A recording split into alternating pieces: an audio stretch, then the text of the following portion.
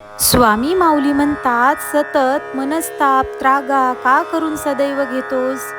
आता हा संदेश लक्षपूर्वक आहे. तुझी सगळ्यात जास्त काळजी मला आहे, म्हणूनच मी तुझ्यासाठी कोणीतरी खास नेहमी पाठवत असतो, ज्यांना तुझं खरं अस्तित्व समजेल, ज्यांच्यावर तुझा खरा भाव उमटेल.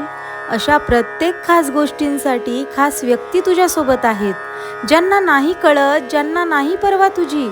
त्यांच्याबद्दल दुःख करून घेण्यामध्ये स्वतःचा वेळ अजिबात दवडू नकोस, कारण आपण आपलं चांगलं जेवढं जमेल तेवढं करत राहावं. ते तू करतही आहेस. पुढे प्रत्येकाच्या नशिबामध्ये ज्याप्रमाणे त्याने जे काही अनुभवायचं आहे तेच त्याच्या सोबत घडवतील. तू मनाने शांत राहा, निर्धास्त राहा. आपल्या सोबत एक दैवी ऊर्जा कोणत्या प्रकारानं अस्तित्वात आहे याची पडताळणी करत राहू नकोस. फक्त आपला मार्ग आणि आपलं कार्य हे नेहमी चालू ठेव.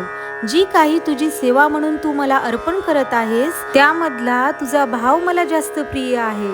आणि खरं तर आनंदाची व्याख्या ही दुसऱ्यांच्या तुला मानण्यावरून ठरू नकोस, कारण इतर लोक तुझा आनंद, तुझं अस्तित्व घडवणार नाही. ते तुझं तुला माहीत असलं पाहिजे.